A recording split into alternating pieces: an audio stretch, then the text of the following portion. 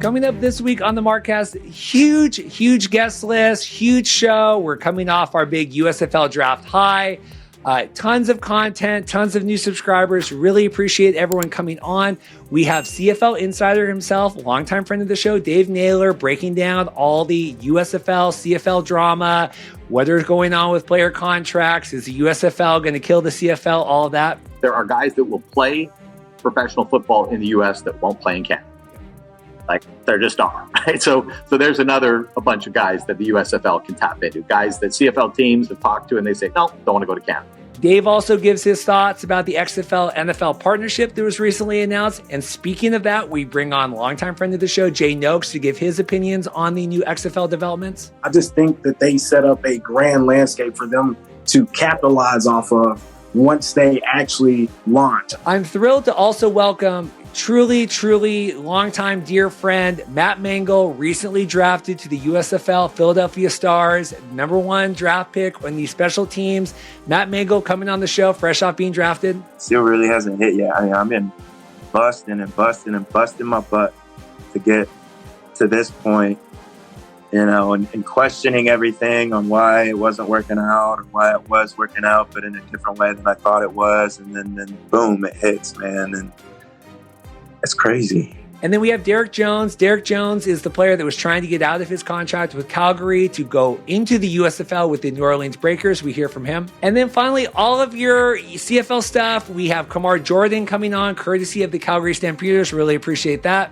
I think now that I've been here for a minute, this will be my 9th season with the Stampeders.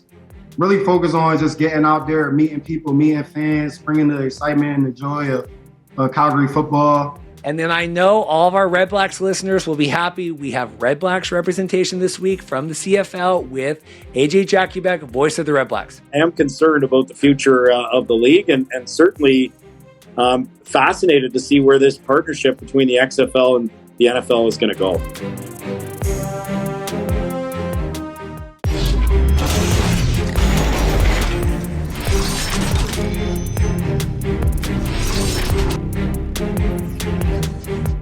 Hey everybody, and welcome to the Markcast. Reed here, another solo outing this week, but I think that's okay. We have a tremendous guest list. I want to welcome everybody that's hopped on in the last week. We've had a big growth through the USFL draft. We did our big USFL draft pre-show with a lot of the XFL news hub writers. That was fun. Kyle Sheridan.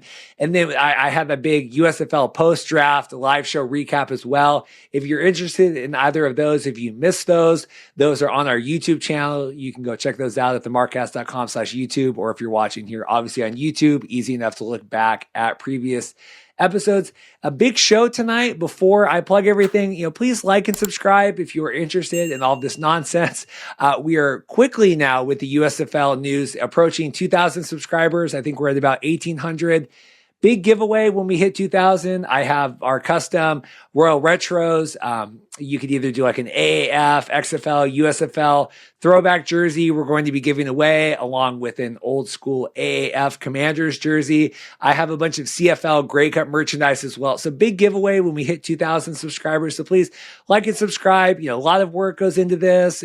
All the players, everybody for stepping up, coming on the show, all the CFL media people for helping out. I really appreciate everyone. And so please like and subscribe.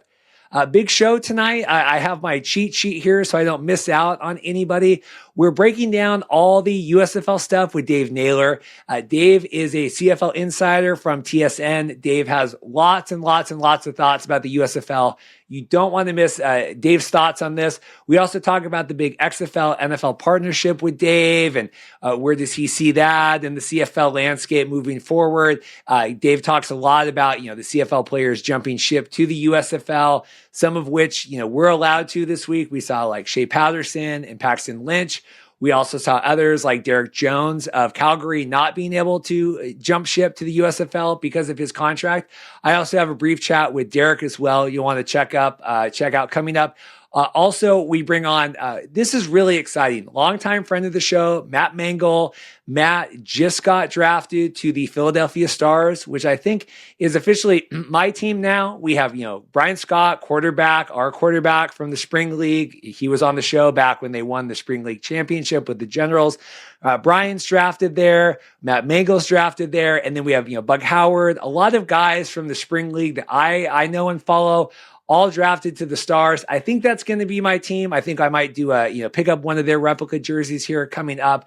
But Matt's on the show, fresh off being drafted. Matt has, lots of excitement there. Really happy for Matt's wife and his family and everybody else. Matt's been a longtime supporter of us. So we have a great interview with Matt coming up. As I mentioned, I also talked with Derrick Jones about the contract dispute going on with Calgary. Then we transition. We're going to be doing some XFL talk. The title of the episode is the NFXFL. We had the big news drop this week that the XFL was working together with the NFL, to develop rules and coaching, perhaps international growth. Jay has been with us for a long time with the XFL News Hub family. I get Jay's thoughts on all the XFL stuff. Jay, we kind of wait to bring Jay on in these key situations when we need the XFL insights, kind of like Mike Mitchell. And so I'm glad that Jay can come on, could give his thoughts today. Jay also has some thoughts about the USFL as well. So it's good to get Jay on. Then we have some good CFL coverage. We have Kamar Jorden, courtesy of the Calgary Stampeders.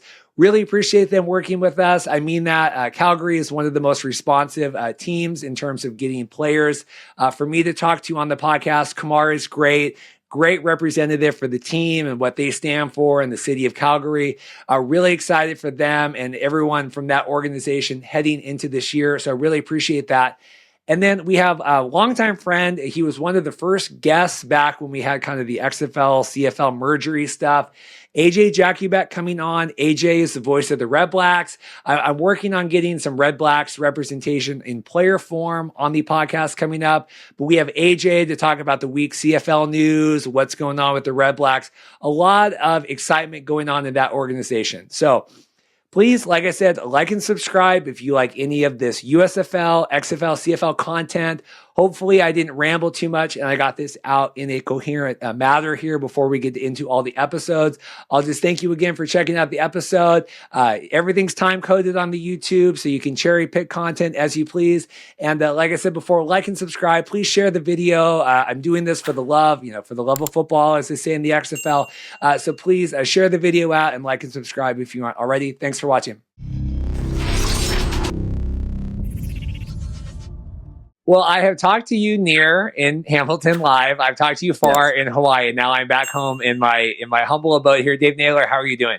Very well, very well. Yeah, enjoying the noise being made by alternative professional football in the middle of winter. Well, it is. It does now seem. But just on Twitter today, we had 3 Down coming out and saying that no one is concerned at all with the USFL. And well, I don't disagree that there are people that probably, I talked to Darren Gill last week, agent, and he said he talked to people that there are. So, I mean, there's people on both sides of this, whoever you. What are your thoughts, loaded question, on the USFL? Well, I think there's sort of an immediate impact, and then there's sort of a what could the longer impact be? Excuse me. The immediate impact, I think, is very minimal, right? There's 55 players that were on CFL negotiation lists taken. That's about 14%. Not every guy on a negotiation list gets signed. So you're really talking about a fairly small amount of players that might be in the CFL this year that instead are not going to be because of the USFL.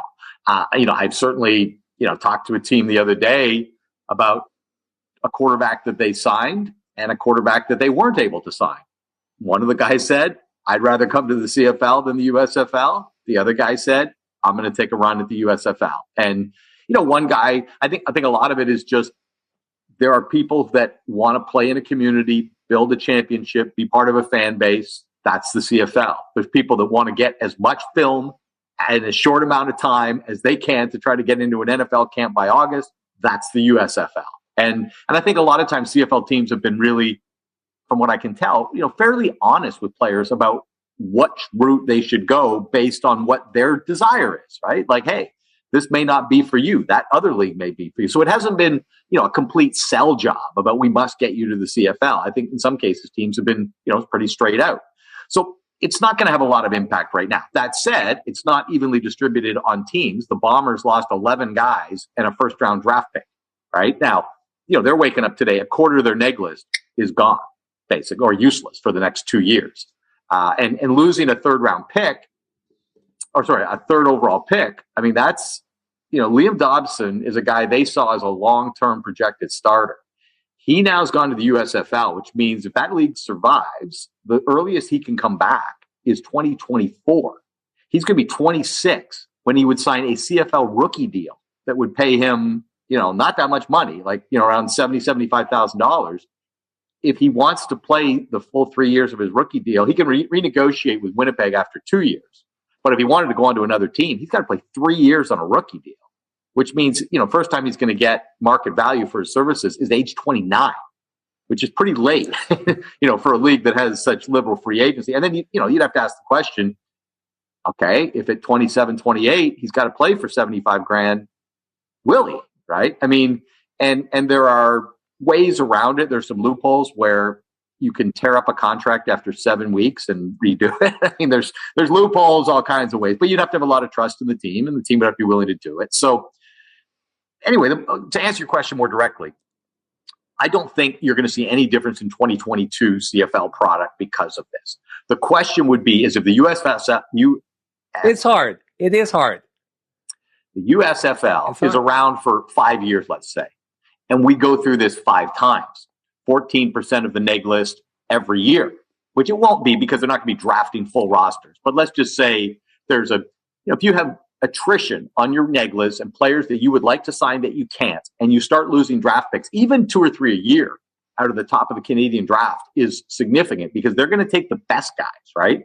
There's only a handful of players that come out of that Canadian draft that are ready to play as rookies as it is. So if you start pulling 2 or 3 of them out of that, that's really going to weaken the draft class. And it doesn't sound like a lot, 2 or 3 guys, but in a draft that doesn't produce that many regular household names, and you're starting to take, we already lose a lot of guys now that will go do the NFL opportunity if they get it. So a lot of times those guys are coming in September or next year as it is. A 2-year commitment to the USFL would make that even more deep. But I don't think the overall impact of the USFL, even if it survives, is going to be great attrition. I think the biggest thing might be delaying players coming to the league a couple years, right? Because I don't think the USFL, the way it's set up, is where you spend your career into your 30s. I think it's a young person's league. You come in, you play a couple years, you try to get the NFL. But I'll use an example of quarterbacks.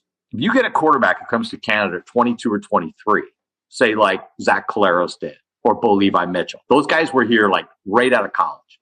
I'm trying to think. I don't even think either of them went to NFL camps. Bo certainly didn't, and I'm pretty sure Zach didn't either. Those guys are the best quarterbacks in the league right now because they got here at 22 and 23, right? And they learned the game as early as possible. It can be done coming later, but on whole, if all of a sudden the best quarterbacks on the market start coming to the CFL at 26 and 27 instead of 22 or 23, that's going to have an effect, both in terms of the willingness to develop guys at 27 or get players to be developed at 27 as opposed to 22, 23 when they're fresh out of college. Again, the lower salary if they're coming to the league, or some guys just going to say, forget it. I might have gone to Canada when I was 22, 23, but I've done the USFL thing for a few years. Now I'm 27, 28. They want to pay me $75,000. Forget it, So I think there are, definitely it's an annoyance. It's interfering with business a little bit, but I don't see, oh my goodness, the Canadian Football League is going to be in trouble because of the USFL. And I don't even think we start to even approach that until they've been around for sort of multiple off seasons. And, reflective of some of the sentiments that 3 Down Nation has expressed, there are people in the CFL that don't think this league's going to be around, and I think that's, look, I get a bit of a red flag when I see playing all our games in one city, and we're going to move to the other cities next year. That sounds a bit fanciful to me, to be honest. And I think, even though we've got a lot more to learn about the XFL, just the fact that they're going to have an affiliation with the NFL, even if that's not player development, just the stamp of the NFL is going to help. Because one of the reasons that the CFL is still able to get players, to come to their league as opposed to the XFL is players are looking at it and saying, okay, this league's been around for 60 years, and some of its teams have been around for 120. Like they've been around, they've survived a lot. They're probably going to get through the season, right? Or next season. Like, you know what I'm being sarcastic, but the Canadian Football League, for better or worse, is not in danger of extinction. The USFL, who knows, right? Like, who knows? And I'm not this. I don't. I know their director of player personnel, Jim Pop, very well. I've spoken to him. I'm not trying to throw shade at that league, but the history of alternative professional football leagues would tell you who knows is not a bad philosophy to go into it with. A lot of players don't want who knows. They want to know that they're going to be playing in a league with teams that are going to survive and that is a viable business. In the XFL comes along, they probably aren't going to have as big an issue with credibility and sustainability, even though they've been twice, a one and done league. You've heard it all. One of them was the pandemic, but if they've got an affiliation with the NFL, yes, that may temper some of that fear that players have. And I think that's people in the CFL right now are a little more worried about that threat than they are the USFL. Well, I do want to talk on that before. I think that was the record for the longest you've gone off of. I think that was my opening question. But that's good. Man. I probably answered all five. See ya. Hey, Reed. That's good. Yeah. That's good. Well, because like immediately we had the, all these hot takes, anti-USFL come out, and they go like, I think because this is better for us. All these leagues surviving is better for my, my dumb self sitting here talking about all this stuff. But yeah. You go like, well, we have Shea Patterson, we have Paxton Lynch, we have guys that nobody wanted now are in the USFL. Like, I mean, what do you make of that? I mean, Brian Scott, I don't think has gotten a fair look, across. He did some spring league stuff before, but a lot of these guys that had USFL or CFL experience coming in, I mean, what do you make of that criticism? That these are all just kind of has-beens, leftovers? Yeah, like, no one wanted Shea. I mean, he was on BC, he was on Montreal. Yeah. Sure. Well, I mean, Brian Scott, I believe, is a team in Canada that wanted to sign him. I believe he is one of the guys who chose the USFL over the CFL.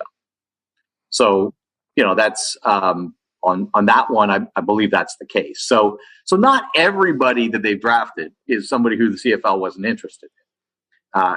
And I think even in a situation like a Shea Patterson, right, who was in uniform as the backup for Montreal's playoff game. So he wasn't fifth on the depth chart. Even in a case like that, or even Paxton Lynch, I think in some cases, it's not just that the teams aren't interested in them.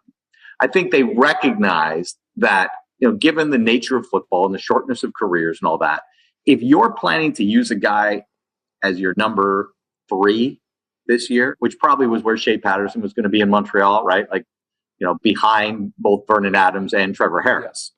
And he's got an opportunity to be a number 1 somewhere else.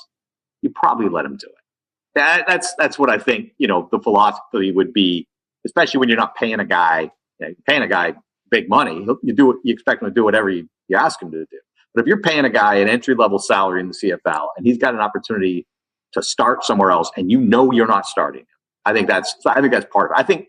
I think teams would have waited on Shea Patterson. I knew there were, even when he got let go in BC, I know there were a lot of teams that looked at him, not just Montreal, right? There's certainly more than one that looked at him.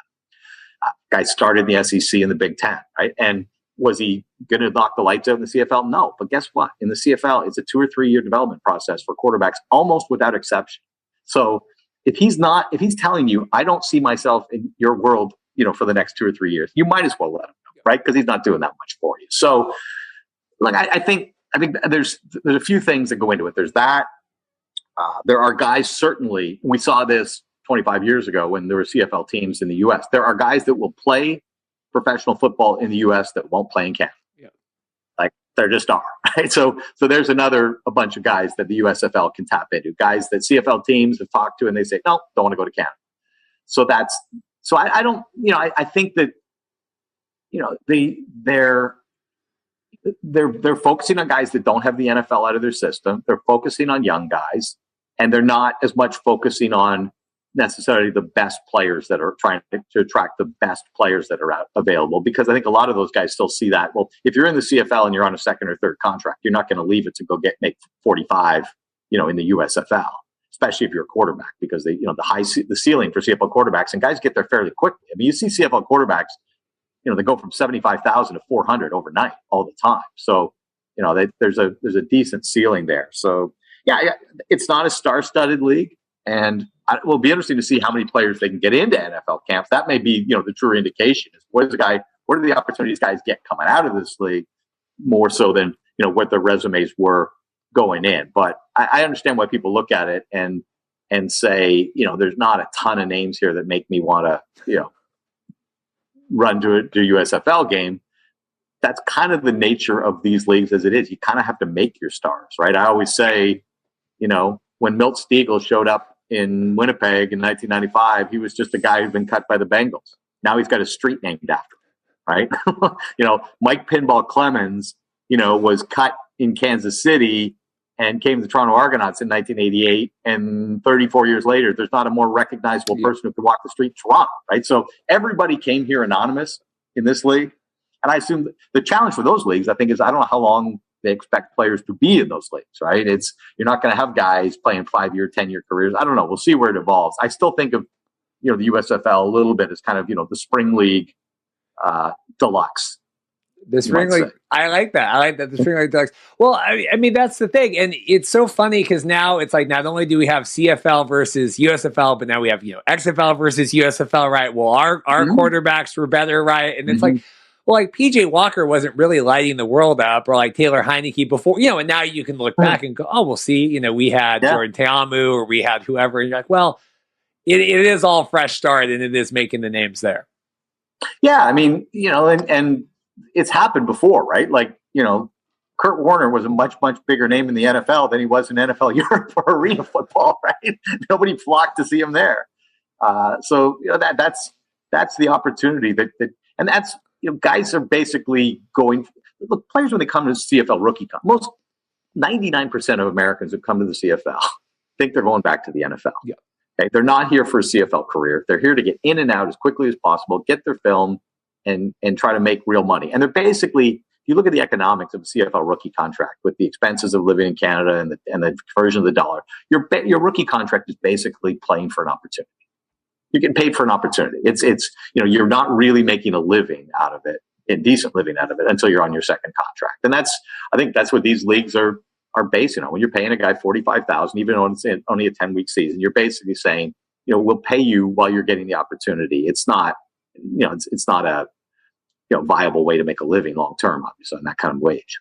Well, that's the hard thing. And I mean, because we had when the numbers came out a couple weeks ago, because I think people thought knowing the spring league that the USFL was going to be even less than 45, right? I mean, I think the spring league guys were actually paying to play, right? If they hadn't been in an NFL camp. Yeah, and I mean, you had a mix of guys. But I think it was more like we're paying for the annoyance because we haven't been through it, right? And we don't know kind of all that stuff. But and I think it was, I know Farhan, I think you were on that night with all that stuff. And I was talking with Jim Mullen. He goes, well, you're not going to lose any superstars. But like you said, it is that rookie. Well, if I got to go make an opportunity somewhere, I might as well do it in Birmingham versus Winnipeg. Yeah. And also, where they don't have 3 quarterbacks on the depth chart already. I mean, that's one of the big illusions of even when a guy comes out of the NFL, right? And they say, well, I'm going to go to Canada. They picture starting 18 games, leading the league in passing, and coming back to the NFL. You think Paxton Lynch pictured being number 3 in Saskatchewan when he went?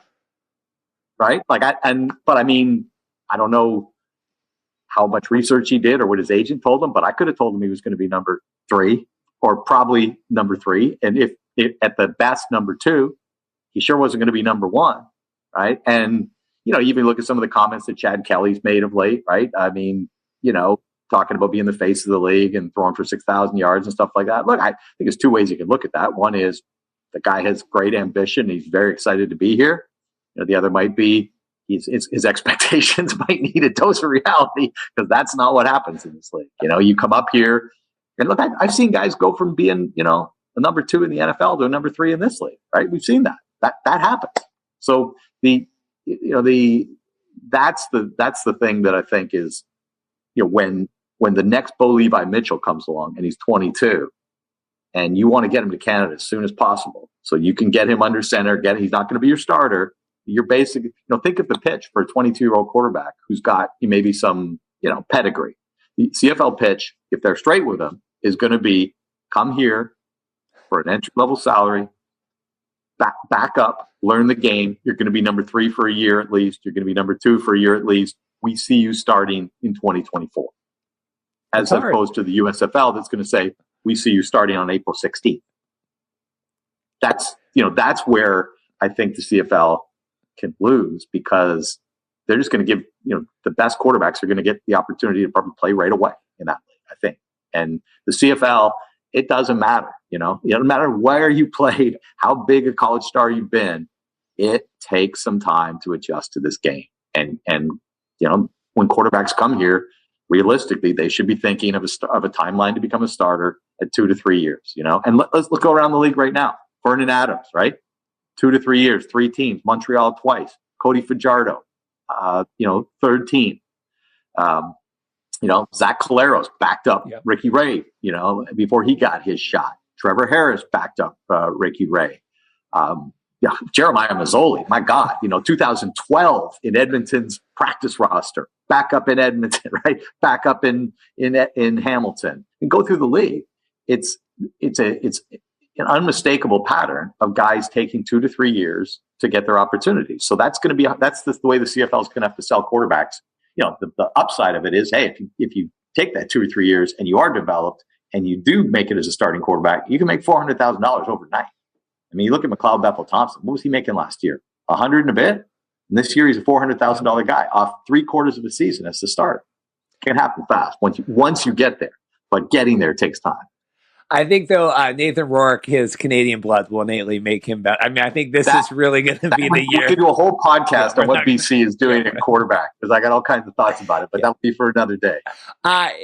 Quick on this, and then I do want to hit the NFL, XFL stuff. The Chad Kelly thing was weird, because it seemed like that is a really smart fit for the USFL, right? We have the nephew of Jim Kelly, all this stuff, put him with the Stallions. It sells himself. He ends up going to Toronto, right? Going to be third string. Ooh, I'm not sure about that. Okay, well, I mean, talk to me about. I'll just leave it at this. I think the Toronto Argonauts are very excited about Chad Kelly, and I don't think he's going to be the week 1 starter. But could he compete and impress, to be number 2? I don't think that's out of the question. Again, and here's why, okay? Talent, first talent. Secondly, he has, and I know it's going to contradict kind of what I said earlier about a guy coming, you wanted them earlier, but he's 27 and has been in the NFL for 4 years, okay? So hasn't played. He's got like 1 kneel down, right, on his NFL stat sheet. But he's been in that environment, I guess he was last played in October of 20 in the NFL. So was with Indianapolis. I think was when he got released. So he's been out about a year and a half. He's just somebody who I think his pedigree and his skill set is considered, a lot of potential what he could do with the Canadian game. So I think it is an interesting one, because I don't know that the USFL wanted him, but I would guarantee you, no one's told me, they went out. But come on, right? Yeah. Who are we kidding? Of course they did. And I thought it was interesting that he chose the CFL, I think Toronto was instrumental in his choice. I'm not sure he would have ever signed in Edmonton. He's a guy from Western New York. The idea of going to Toronto, if you're from Western New York, is, it's like, it's your backyard. Going to Edmonton may be a little different, but he's definitely a guy who I would say is going to have the most kind of intrigue or aura around him. Like I'm gonna take Johnny Manziel out, put him in another category, okay? Because that was bonkers. That was a whole other thing. But I would say since Vernon Adams, where a guy could kind of get attention and a bit of aura and a bit of buzz just by who he is walking through the door, Chad Kelly will be the most of that type, I think, since Vernon Adams. Well, there you go. I want to, the USFL has been doing all their, we've had the uniforms, now we've had the drafts, kind of smack dab in the middle of it, pooping up the party was this XFL stuff. I don't even know what question to ask, but I mean, is Randy, I saw a tweet online, I think it was like Randy Ambrosie's greatest failure as commissioner will be that, that the XFL ended up partnering with the NFL instead. I mean, what did you make of all this big? I'm not as high on it as a lot of people, so I will preface that. But I mean, what do you think of the XFL? I might call this episode the NFXFL. Okay, so here's why I think it matters. When we were talking earlier about when players have a choice, they're going to choose the league with credibility and history and traditions and stability over the one that's just the startup. Having that little thumbs up from the NFL is going to give a lot of credibility to the XFL right out of the gate. And players are going to look at that. Now, again, we don't know what the relationship is. We know some of it, but it certainly could evolve. I mean, they haven't played a game, right? So I can see if I'm a player saying, I'm not crazy going to the USFL because I'm not sure they're going to be playing in 6 weeks. So I'm going to go to the CFL. But if it's the XFL and I've got the NFL standing next to it saying, yep, we're partners with this thing, that's going to present sustainability and credibility to players, I think. So I think that's where it matters. In terms of I see what the NFL is getting out of it, right? They don't have a minor league. College football is a different sport. You can't necessarily test rules at that level. So now they have a place they can test rules and they can test equipment. And we'll see if the XFL is going to be maybe evolve into the international arm of the NFL. I don't know, because it's, that's again, it was a bit odd given the timing. The CFL, I think we're just about 2 weeks short of where they put out their press release last year saying, oh, by the way, and it was, collaborating and growing the game of football, which was in the CFL's case, I think, a euphemism for talking about making one league. Okay. That's not what they're doing with the XFL, but in the NFL. But there was a bit of kind of irony of seeing the words that they chose to describe the relationship, because it was very reflective of the CFL. So I think that's, I think that because especially it's been a twice failed league and a lot of people don't know any more than that, the fact that they have an affiliation with the NFL, I think is significant. Look, I'm not going to go down the road of whether Randy Ambrosi, blew it, or I don't think it was his call. I think it was other teams. Look, I don't see in the future, I don't see a collaboration between these two leagues come together. But I think if they ever were going to, it's probably easier to do it while both leagues are in existence than when one league isn't. I mean, in fact, that was one of the issues that came together. Like one league had stuff, the other didn't, and it was hard to put them together when one was purely theoretical. So, look, I'm not predicting that the CFL is going to revisit the XFL path and that they did, but I would also stop short of saying that can't happen. Yeah, a lot was made that, well, the CFL, because one of the things with this NFL, XFL is the sharing officiating, developing officials, right, developing rules. Yeah. And people pointed out, well, the NFL and the CFL have had that right for some time. I mean, this is, can you give context of that? And then this is obviously a bigger step, right? This NFL. Yeah, I think it is. And look, it's funny because the CFL and the NFL have had kind of a weird relationship over time, right? You go back to the late 1990s, the CFL was about to go under. And the NFL wrote them a check, for $3 million US, which they had to pay back. And then that was how the original transfer window got created. That was part of a concession for the interest-free loan that they got to keep the league going. Sorry, you want our players allowed out of their contracts early? Sure. If we can keep running our league, yeah. And then the leagues flip-flopped on that over the years. But they don't have a formal relationship with the NFL, and that's which is kind of something that's come up from time to time. It got a little tense when the Bills in Toronto thing happened, and that there they've done some sharing on development of officials and things like that. Like I think some NFL officials have officiated in the CFL, development officials, some CFL developmental officials I think preseason games in the NFL. But you have a whole business in Canada called NFL Canada that promotes the league and basically promotes the league. It's basically what they do. But they don't have a relationship really with the CFL that much, right? They're not. I don't think they're running clinics together. And I stand corrected if I'm wrong on that. But my point is just that the CFL and the NFL mostly operate as two solitudes. There's not a ton of overlap. I don't think at the higher levels, and I think there's cooperation, but not quite a relationship there. Not a formal relationship there in terms of how they do things. And you saw that a little bit even when the latest go around of the NFL window, it was like getting the CFLPA and the CFL league office and the NFL league office and the NFLPA to all sign off on something that seemed rather obvious and simple to do. It actually got bogged down for a while, right? And teams were having to release guys.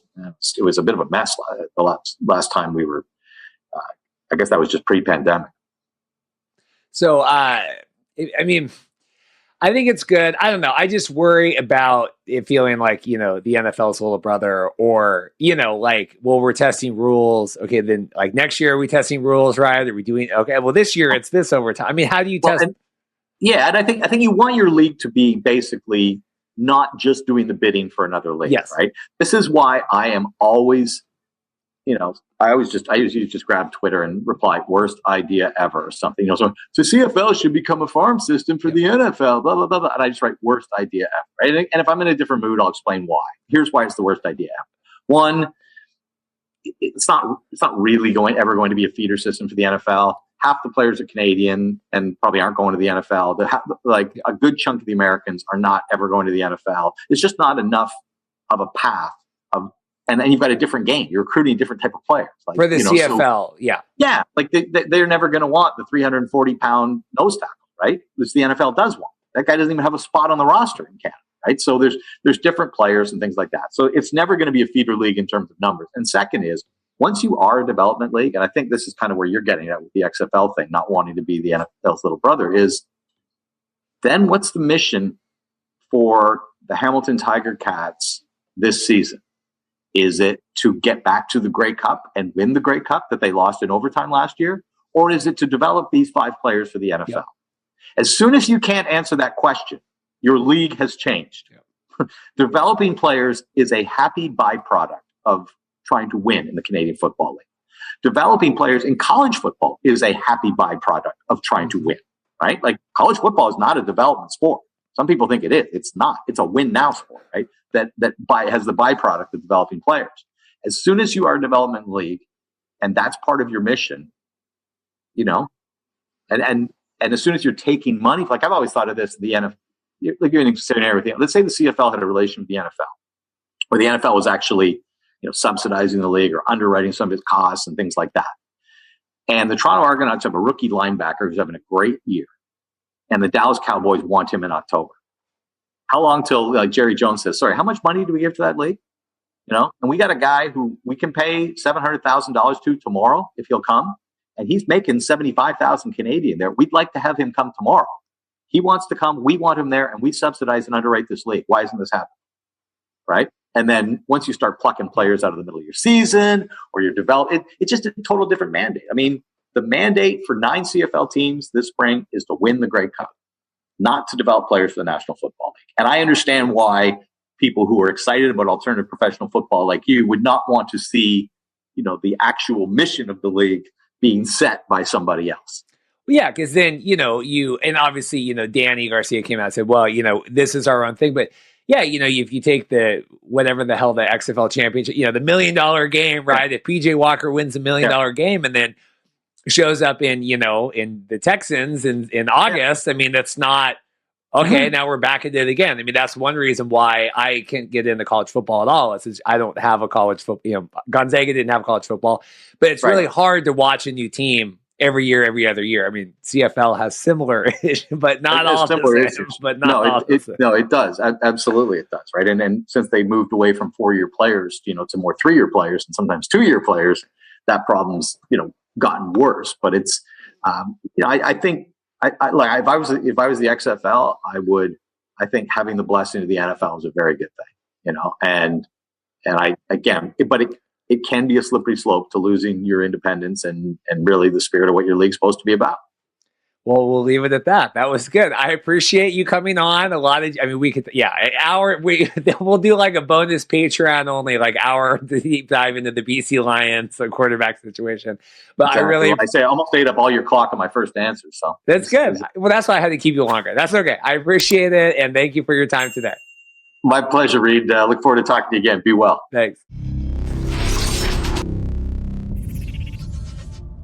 Here we are. We have the newest USFL #1 draft pick in the kicking category. Longtime friend of the show, Matt Mengel. How are you doing? I'm doing great, man. It's a good day. It's a good day to be alive. This is so exciting. I mean this, we've tracked all you knuckleheads all the way back to the spring league. Brian Scott, who I've been talking to, is one of you. I must say, the USFL Philadelphia Stars have to be the official team of the Markcast now after all of the signings. I would say so. I mean, dude, we are stacked with talent from the spring league, from all over, really. But it's got to be, right? I mean, the most people on the team, I would say, so it's got to be your team. So, I mean, since we last spoke, you've been to Canada and back. You've got verified on Twitter, and now you are the number one draft pick. How is your life going right now? It's good, man. I got to marry my best friend on December 5th, so that was awesome. Since I've been home, just been training, and I had received an offer from Montreal, and we kind of sat on it for a little bit, and then we were asked if we would want to be put into the draft pool in the USFL, so we did, and we got in the draft pool, and we really didn't think that once we heard that there was like 5,000 people in the draft pool, it was kind of, we didn't know if it would happen or not. So, I mean, I wasn't really stressing because I knew I'd probably be returning to Montreal anyways. And then I get drafted. And I find out through Twitter. Yeah, so you were telling me before I hit record, so I want to hear the story. How did you find out about getting drafted? I was in the bathroom, refreshing Twitter like crazy. I had set the phone down for a second and was just there, and I got a text from Nick Novak and John Carney almost kind of simultaneously saying congrats, and I was like, dang, the one time I don't refresh Twitter, it gets announced. And I got announced. It was I was the first pick, and then it just went off. My phone went off. It was buzzing all day. I still am responding to messages and texts and stuff of people just like spreading love to me and supporting me. People from Philly, like news agencies and stuff. It's crazy, man. And as the day went on, it was. Hasn't really hit me yet. I'm still in pretty calm state. I'm still pretty humble. I mean, I'm sure it'll hit me when I get out there and I start practicing. But right now, man, I've just been.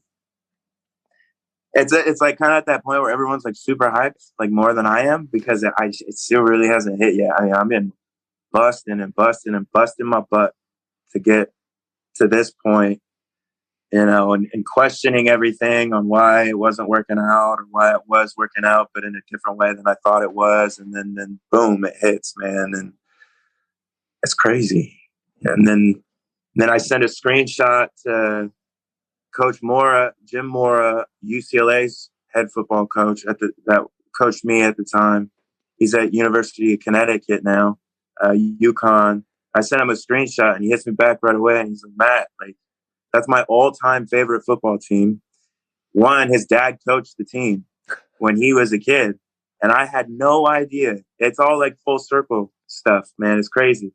And he was sending me pictures of him like his dad giving George Bush, like handing George Bush a jersey and all kinds of stuff, and just a wild, wild experience, man. It comes more surreal like every day. It kind of sets in more and more. And it's just cool, man. Everything's kind of full circle. It's dope. Well, and exciting. You know, I mean, obviously you're close with Brian Woods, right? You know, what's his title now? President of the league, right? President or yeah, CEO? I think he's head of football operations. You know, I haven't really been able to talk to him much. I mean, when you're building a football league, I'm sure you have 1,000,000 things to do during the day and you don't have enough time to do it. But I've shot him a text here and there, and I called him this morning, but I know he's busy, but I just thanked him, man. Without that guy in my life,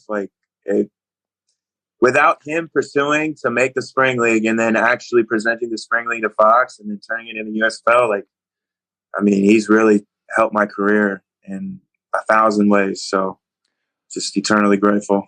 Well, yeah. I mean, you talk about it. You talk about how everything's connected. I mean, it is remarkable to think that, you know, in a year and a half ago now, you know, we're covering this spring league bubble season, you know, basically because everyone got back for the XFL and they're like, well, we need something to talk about, right? You know, we covered this.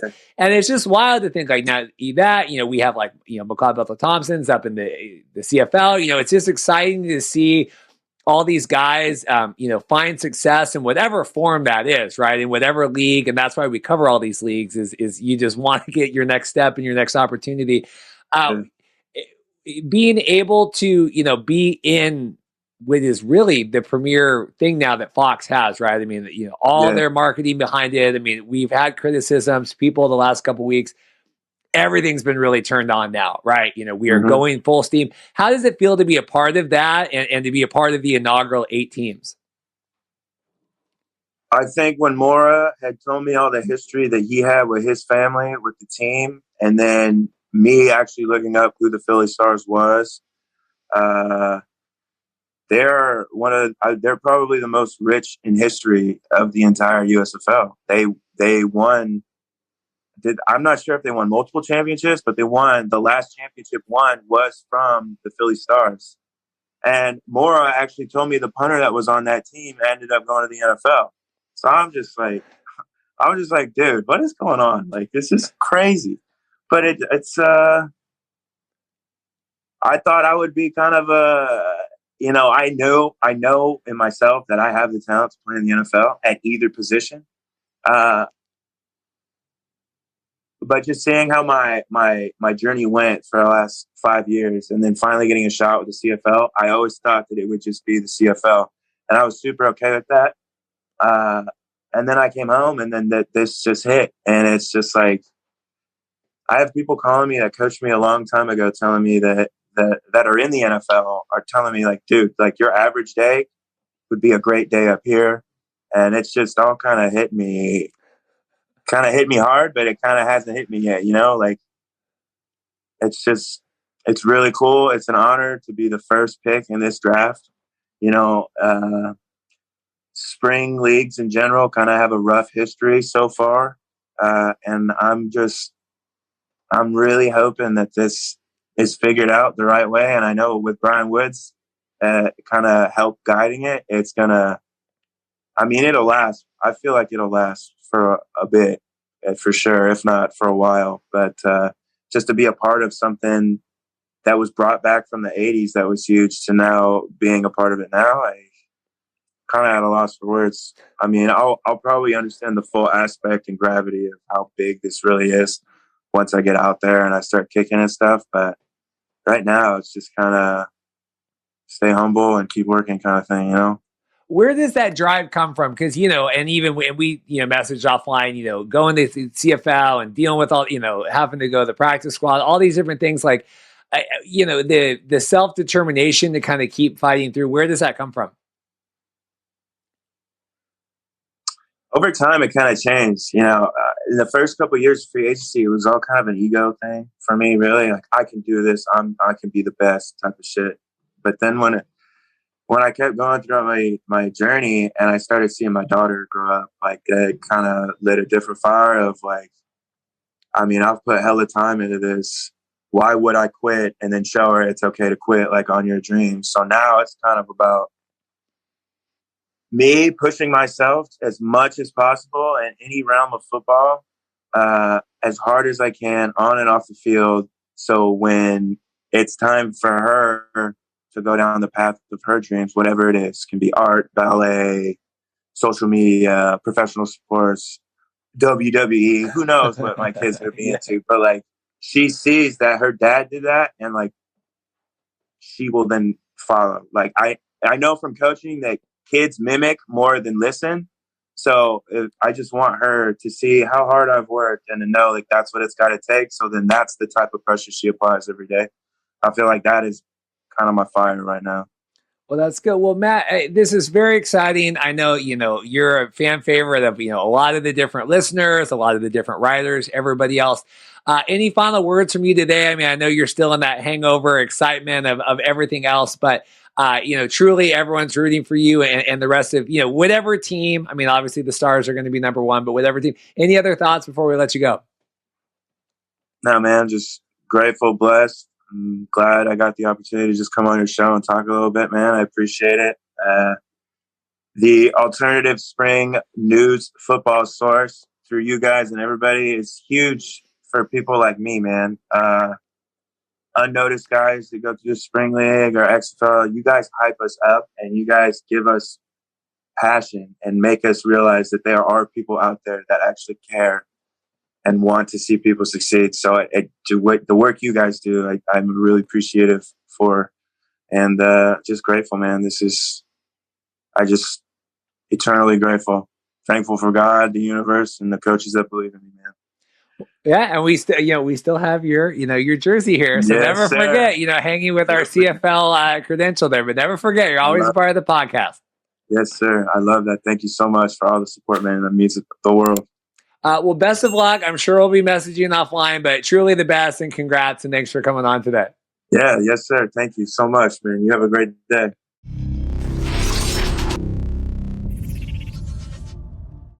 Well, we have Derrick Jones here. I woke up today to quite a kerfuffle between the USFL and CFL and all this stuff. How are you doing today, first of all, Derrick? I'm doing great. How are you?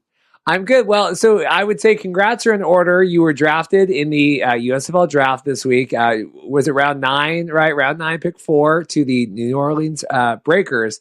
But now there are some issues arising. So what's going on? I have a little contract issue with the CFL between the Calgary Stampeders, whom I never played for. But back a few months ago, I got a message from a guy. I want to say he was the defensive coordinator for Calgary, and I talked to him, and we talked about me signing to a future contract there. But I also let him know that I wanted to stay open just in case something in the USA come about, like the XFL or the USFL. But to my understanding, I guess that he went on and submitted the contract or whatever. And when I messaged him about opting out of the contract, he never wrote me back, which were months prior to the USFL draft. That was after I did my research on what the USFL was and what it was about. So once I reached out to him about the contract, like I said, no one ever contacted me back for probably like a month, 3 weeks to a month. So I entered the USFL draft thinking that, everything, like I sent the message thinking that everything, he understood where I was coming from. He respected my decision or whatever. But after that, after I was drafted by the USFL, the CFL, some guy tweeted out that I was being removed from the USFL because I was signed with the CFL. So that's where the confusion came with me. And so have you been working with your agent, or how did you go about submitting for the USFL draft and all of that? I did the research on my own. I saw that it was coming up, and I read about it. And then I saw that they had a link that I could click and enter into the USFL draft. So I did. I found the link, read about it, and then I entered myself into the draft. And so now, have you been going back? I know you're probably waiting to hear back from Calgary about the contract things. Have they said anything? I know you had posted some messages and things on Twitter. Anything else with that in terms of like what you're hearing from the Calgary side? No, my last time talking with them was yesterday. I want to say he's the player director of the team, and he was supposed to get back with me, but he never did. He was basically saying that I signed the contract, and now I'm trying to get out of it. But what I was trying to explain to him, but basically, you know how it go when the organization, they want you to play for them or whatever. They basically don't go with what they want to go with. But I was trying to explain to him that I would like to stay in America where I have kids. That my family, like they don't have passports either. They can't come to Canada. But basically, it was just they like. When I said they were being unprofessional, like they weren't trying to understand my side as an athlete and where I was coming from with the situation.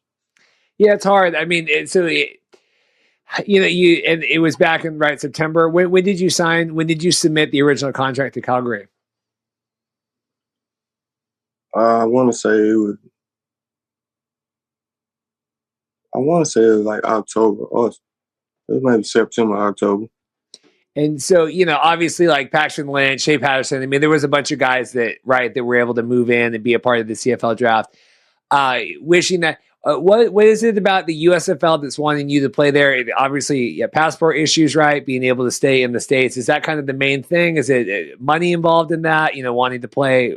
Talk me through your thought process for wanting to be in the USFL. Yeah, the passport was the main thing for me. When I did contact them the first time, they never got back with me about my passport either. So, like, busted the whole time, it's just been poor communication. But I like if it was the XFL, I still would want to be in America over Canada anyway. Obviously, ideal situation with this would be for them to release you from your contract. Right. So are you committed now to the USFL if the Stampeders allow you to be committed, are you allowed? That would be your ideal situation. Correct. I would like for organizations to just try to think from an athlete standpoint and think about the families that are involved with the situation. Perfect. Well, Derrick, I really appreciate your time. I hope everything gets resolved from this. Please keep me posted, and we'll be following this closely. All right, man. I appreciate you. Thank you.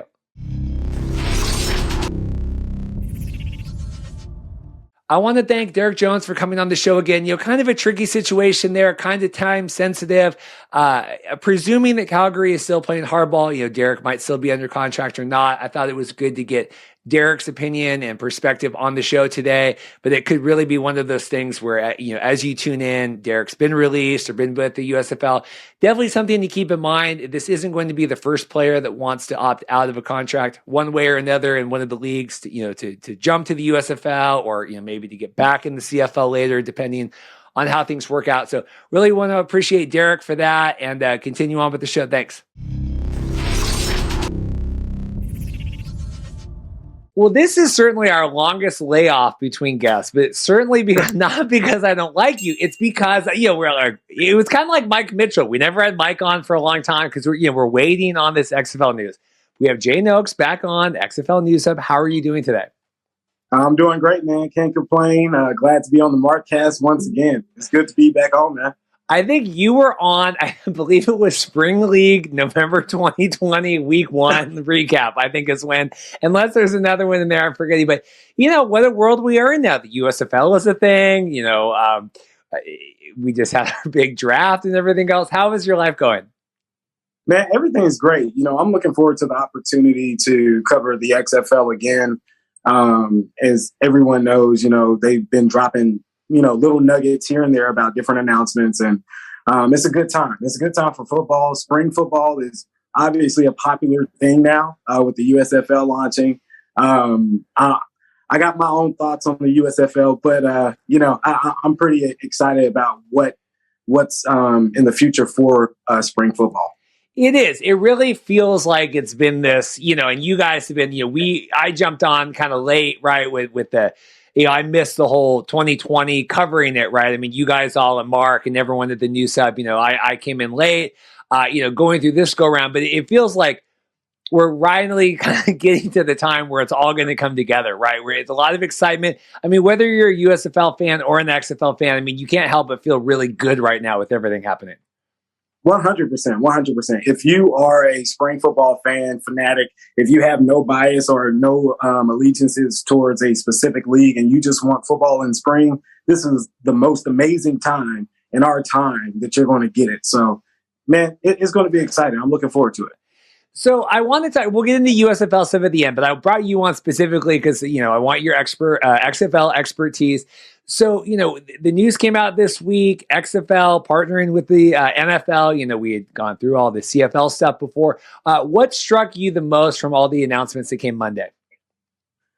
The biggest thing that struck me the most, Reed, in my opinion, it was just the depth of the overall, plan. It was like they planned well, they planned accordingly. They thought this thing out to where they can give officials opportunities at the next level, players, coaches, test out rules, test out new equipment, kind of like the next gen thing.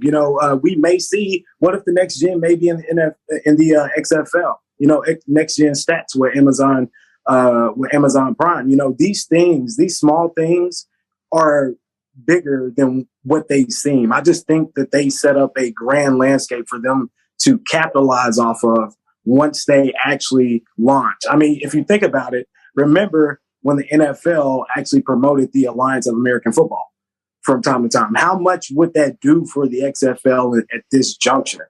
So, I think that it's a huge thing. I mean, again, I think the NFL and the XFL partnering is a major deal, and people need to take notice. It's weird. I like the acknowledgement, right? If nothing else, we had like Rap Sheet talking about, XFL, on the Pat McAfee show and all that stuff. I don't like these leagues existing in bubbles, right? I don't like FCF, right? We don't talk about the XFL, right? USFL, they're really kind of trying to do their own thing. I like the XFL is of no competition or concern of the NFL, right? And as someone that watches the NFL Network every day, I could tell you very much the NFL, and I'm sure their writers and reporters would benefit from acknowledging the XFL, right? Because we get done with Super Bowl. I mean, for the week after the Super Bowl, it was Matthew Stafford's no-look pass 87 times a day, right? Like, what could you imagine? We're rolling into a new season now, right? We're still talking NFL. We're still talking, signings and Aaron Rodgers and all that stuff, but we have a whole nother league. I mean, I think that's why Colin Cowherd on the USFL does seem a little more heavy on that, right? In the Fox situation, but because, God, give me something else to talk about here for the 6 months out of the year that we're not covering the NFL, right? Right. I think it's going to, just expand the market, expand real estate. That's really what professional football is. How much real estate do you own in certain seasons? Like the NFL owns pretty much everything from July through February, or at least the early part of February. So it's very important that not only the XFL takes advantage of the real estate, that the real estate opportunity that they have in the spring competing against the USFL, but it's also important to expand it any way that you can. So like you said, involving writers from NFL.com, that just keeps your content going. So it's going to be a smart strategy here as to how they market to different areas and where these teams are going to be playing in these different cities. I think it's a genius idea. And, it's funny, Reed, literally close to a year ago, we were talking about CFL discussions, and we were destroyed. You remember what we were doing on Twitter. We were doing the Lord's work, and we were destroyed for, thinking that the CFL and the XFL discussing potential collaborations was a good thing. We were destroyed for that. So now, full circle, the CFL is still doing what? And the XFL is about to thrive in an area that I think is going to be perfect for their marketability. Yeah, no, and I don't like to besmirch the CFL too much. I enjoy very much our CFL coverage, and we have a good slate today of CFL players and media reps on. It is interesting though. I think it was shared on Monday, kind of the same thing with this NFL thing. And I believe it was Winnipeg was promoting, a local read along, right? Like a couple of the players were going to a library, which is tremendous, right? I mean, that's great. And the CFL and grassroots, but it is interesting. I mean, it's apples and oranges there, where it's like, we're announcing this mega deal, whatever, and I don't like hypotheticals, but on paper, it seems good versus like, well, we're going to send a couple Winnipeg Blue Bomber players out to read in the local library. I mean, it's just different. It's different approaches. Yeah. Same goal, right? Same goal, build and promote. It's just different. It's interesting to see kind of these two things working alongside. Yeah, 100%. 100%. I just think that the partnership that we're going to see between these two leagues is just going to be phenomenal. And it maybe didn't work the first time around with the CFL, and no knock to Canadian football. I think football is football. I'm not a football snob here. So no knock to the CFL, but I do think, that this is a great thing to expand the game internationally and put in some different markets. See if we can get, football year round for other countries in the world. I think that would be great. So. Yeah, I saw, a lot was made of that too in some of the press releases that came out talking about expanding that international reach. Is that something where the XFL goes first, right? I mean, we know that the NFL, has talked about, expanding, further into Europe, right? Maybe placing the team there, talking about Canada, Mexico. Is that something where we see the XFL a little less risk, right? It's a little less risk to establish an XFL franchise in like Mexico City than to add a 33rd or 34th, whatever NFL team. Do you see something like that? In my opinion, I don't believe that would be the best move to go, into into a different, like a foreign market or international market.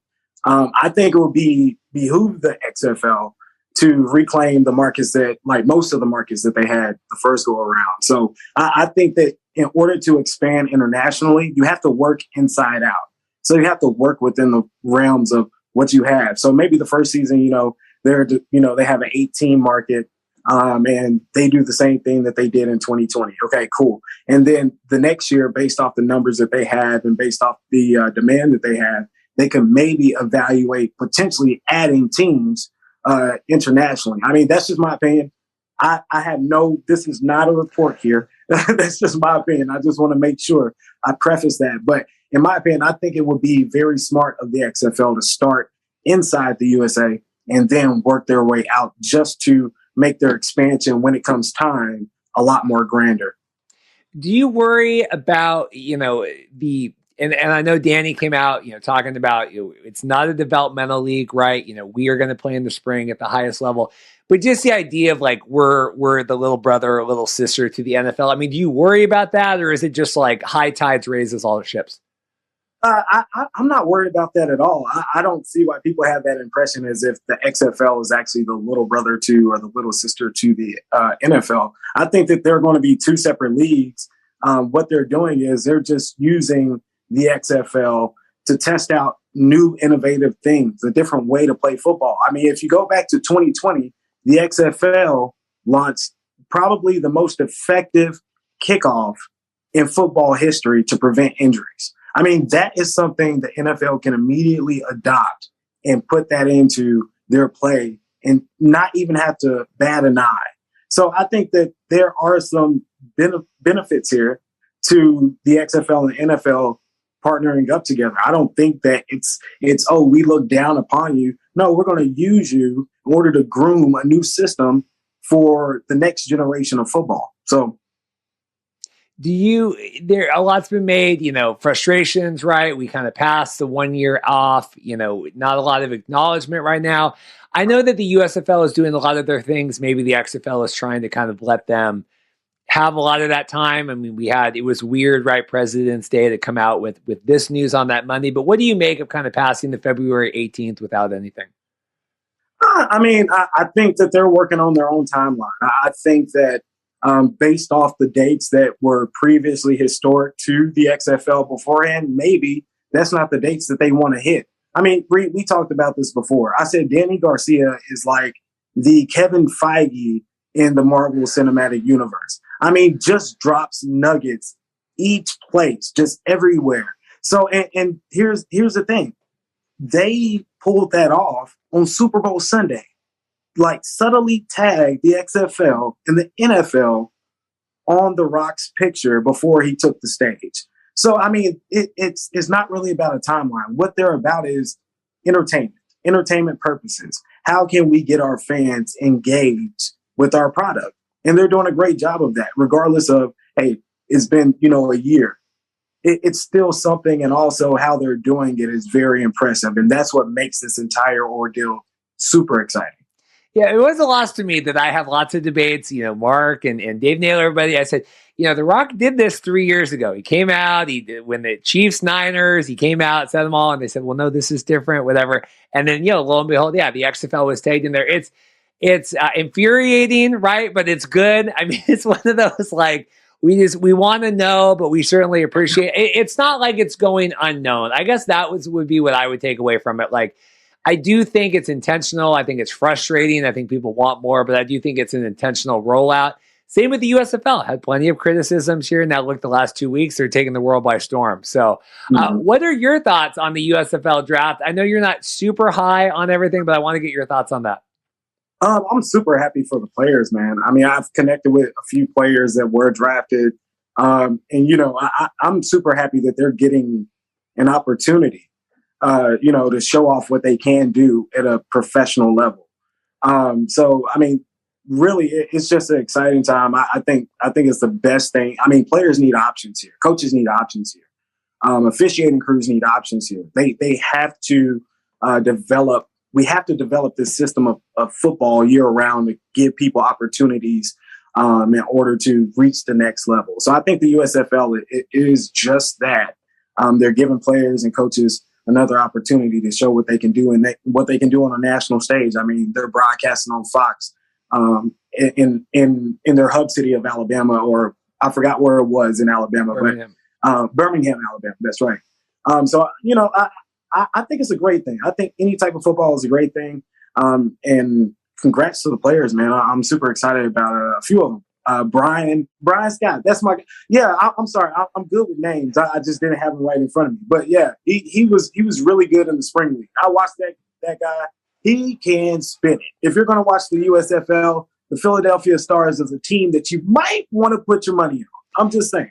Well, and it's good. I just got off with Naylor talking about this. I mean, giving players, is it going to cripple the CFL this year? Absolutely not. Is it ever going to cripple the CFL? No. But the idea that the players have places to leverage against, right? And that's the same thing with USFL continuing into year 2. When the XFL comes, that is going to force them to be competitive in their pay as well, right? I mean, the big criticism on the XFL, I remember even not covering it, right, was people wanted the XFL to pay more, the original one, and Vince McMahon said, the AAF isn't here anymore. Like, what am I competing against? Why do I need to pay these players anymore? We're having options where they can jump around. Thoughts on that? Thoughts on the USFL pay and the XFL pay? I mean, pay is pay. Really, I mean, if you think about it, the opportunity for these players is about having the opportunity to gather film and do it at a high level. So you can pass it on to these NFL teams, or same thing for FCF. Same thing for CFL. Their players are there not only to collect a check, but they're there to put something on film, so that way they can see what type of opportunity they can get. So, I mean, the pay to me, I see what the USFL has done, by paying for school and that type of thing. But, in my opinion, I just think that any player that walks onto the field, money's, and you're playing at this specific level, money's not really the object. The opportunity is the object. So, for paying between the two leagues, I'm not leaning on either side. I think opportunity is opportunity. Last question for me. What are you looking forward to here coming up? I mean, a lot of excitement. We're still, it's like that doomsday clock. We're waiting. When is the XFL news, right, going to come out? We're 100 seconds to midnight or whatever it is. So, I mean, what are you looking forward to here? I mean, a year from now, we're going to be heading into week 2 of XFL, presumably. Man, I'm looking forward to, what everybody's waiting for is the announcement of teams and markets. I mean, that's the biggest announcement that we're waiting on. And also we're waiting on the first coaching hire. I'm ready to see what they do with their coaching staff after seeing, or hiring coaches after seeing what the USFL has done. What type of names are you going to bring in to attract people to watch? I mean, if you go back to 2020, they brought in Bob Stoops. That was one of their first hires outside of Oliver Luck. So I'm looking forward to the city and the team names being announced. And also I'm looking forward to who the first head coaching hire is going to be in the XFL. It's an exciting time, Reed. It's an exciting time. Yeah, I hope they get some off the wall, right?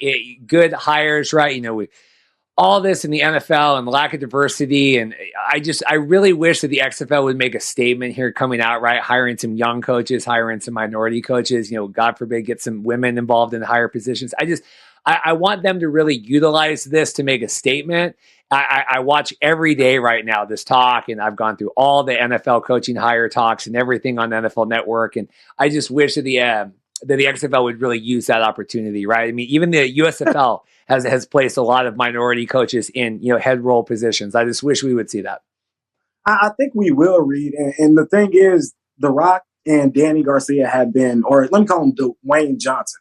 Dwayne Johnson and Danny Garcia have been adamant ever since they first purchased the league about hiring minorities and giving opportunities. I think they're going to do that. I think that they're going to answer the bell in that regard.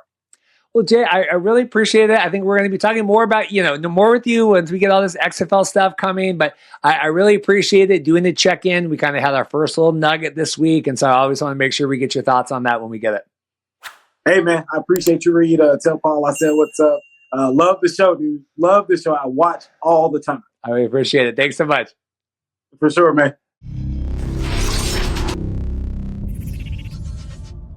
Well, Kamar Jorden, thank you so much for coming on today. How are you doing?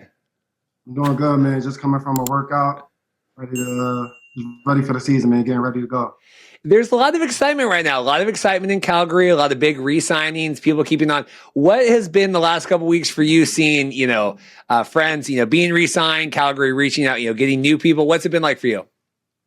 It's been exciting, man. I thought we had a really good team last year. You know what I mean? I thought we started off slow, and I felt like we really built and grew to a great team, a competitive team towards the end of it. So I think I was really excited just to have so many guys coming back from last year's team. Just give us the opportunity to really build on all the work that we put in towards the end of the year and continue to build and try to make it a championship run with this team. So I'm excited with the guys we got who came back. I'm excited with guys who coming back, like Derek Dennis. You got Sean Lemon coming back, all those guys. So I think it's a good mix of vets and young guys, and I think it's going to be a really fun, competitive season. Yeah, we had Derek Dennis on a couple weeks ago, Jake Mayer as well, talking about just the culture there, building this environment that people want to play in. I mean, it just seems like an exciting area. People talk about the town, right? Jake loved living in Calgary. What do you make of Calgary in general and the city and the locker room that they're setting up there? I think first and foremost, the locker room for sure. I think the team, the organization is like the number one thing when guys experience coming here. It's a place where you can really thrive and be comfortable. You don't have to worry about all the extra things going on. You come to work, everybody in the building has a championship mindset. Everybody here expects to win. We expect to win the games. We expect to win the Grey Cup. We expect to be that type of team. So, and that's the mindset when it comes from the GM, the head coach, all the coaches, the staff, down to the players, and the players really feed and pick up on that. So, guys come back for that reason. It's just something to do. Just knowing that you're playing for a great organization, knowing that you're playing with an organization that has that standard and it pushes you to play at that standard. I remember when I was a practice squad guy, and I just couldn't wait to get on the field just to be a part of that, just to kind of put my part on the Calgary Stampeders championship runs and all that things like that. So, yeah, it's just one of those things where you know this is something special and something that you want to continue to be a part of. Well, it is. I mean, there's so much legacy in Calgary, right? With the Stampeders, they're expected, right? To play deep in the playoffs every year. This last season, it was a little shaky, right? And then it seemed like everyone got everything going, right? Made a really deep run. What was that like? Kind of going through, slump, whatever you want to call it. I know that you were out injury a couple weeks, come back and kind of make that deep run. What was that like? Well, I mean, the whole year in general was just so different from any CFL season that I've ever played. Obviously, for one, because of COVID, coming back from that, guys really basically not being able to have their full offseason or their offseason the way that they're used to, right? Some guys had to work and pay bills, you know what I mean? Some guys had to do other things. So it was a lot different coming in, and I felt like a lot of guys really coming into camp, getting in shape during camp, if you want to say. So I think we started off slow when it comes to that, when it comes to COVID, having to do the Zoom meetings and really not being able to come together the way that Stampeders or everybody was really used to. So, and plus that, having all those young guys, this was really one of the first years where it wasn't a lot of vets. It wasn't a lot of vets all over the board. That's usually what we come to be used to. So it was a lot of young guys. It was more young guys than older guys. And I mean, we tried to tell them the way, the Stampeders way, and the standard and the rivalries and all that stuff like that. But, guys kind of got to learn on their own and learn with being on the field. So I think us being on the field together, playing, kind of seeing how guys doing, we were able to build on that, see the areas we was weak on and improve them. I think when I was hurt, I so sick that I was hurt over that. But those guys played great. I think Kadeem put the team on their back for sure. On the offense, he was playing MVP type ball at that point. So when I came back, I just wanted to add to it. Same thing. Like when I come back, I want to just add to what the offense is doing, what the team is doing. They're building this thing, and I think we really got it going towards the end. Obviously, we didn't come out with the win at the end of the game, but I really feel like our team really molded and built it to a great team that year. And that's why I'm just so excited about this year to build on with the core pieces and really make a real run at this thing. As someone that's been in the league a long time, right, seeing a lot of things, do you place that on your shoulders to be, like you said, that one of those veterans really kind of helping? Because, you get a lot of these guys come up, they don't know the game, right? They don't know, new country, new city, new game. It's everything. I mean, how do you work with them, the new guys coming up? Yeah, for sure. Like, I just always talk to the guys and just try to be real. Just try to talk to them about the regular stuff, like getting around the city, focusing on. I know that one of the big things with me coming up here, I played in arena football. I played in the NFL and all that stuff. I had a lot of different experiences, but one thing that I always learned was to really be where you are. Like, a lot of guys come up here and they want to get back to the NFL. That's just the fact. So a lot of guys, sometimes don't think about NFL. Focus on dominating here. Be the best CFL player you can be. And that's just always kind of the thing that I took with coming here and telling the guys. And, guys are frustrated. It's not just when you're on a roster, you look at a certain guy and you feel like I'm better than him, but he's Canadian. So it's a little different. You really got to, it's like really Americans is competing against Americans for spots and Canadians are competing against Canadians. So I think you really just got to lock in, focus, and just improve every day. No matter if you're on a practice squad, no matter if you're playing, if you're starting, always improving, always getting better, and that's the way you get on the field. That's the way the coaches see that you want to be on the field and that you bought in. So I just try to help guys with that. Just keep their mind focused on ball. Just being. Don't worry about all the extra stuff that's going on. Just focus on being a better football player by the end of this year than you was at the beginning. You'll be in a better situation. Yeah, I know the Spokane Shock. I went to Gonzaga University. I was a little before your time playing there, but no, I know very well the Spokane Shock out there. Spokane. Did you like living in Spokane? That's more just me being curious. I'm gonna be honest. Like, honestly, Spokane, it's not much going on in Spokane at all. It's not much. But the first home game I played in Spokane, the arena was packed. Like, they love the team. They get so much support. And the team as well, we used to do so many things. Like, we had practice in a park in the neighborhood. We was always out embracing the fans and all that stuff like that. And it was just one of those things. Like, if I was getting paid more, I might have stayed. Like, it was an exciting game. I had fun. It made me really, after coming from the NFL and the politics and getting cut and all that stuff, playing arena football really brought the joy back to just playing football, just being out there having fun. And that really gave me that spark to when I came up here, just excited to just get going and stuff like that too. So definitely shout out to Spokane, man. Spokane.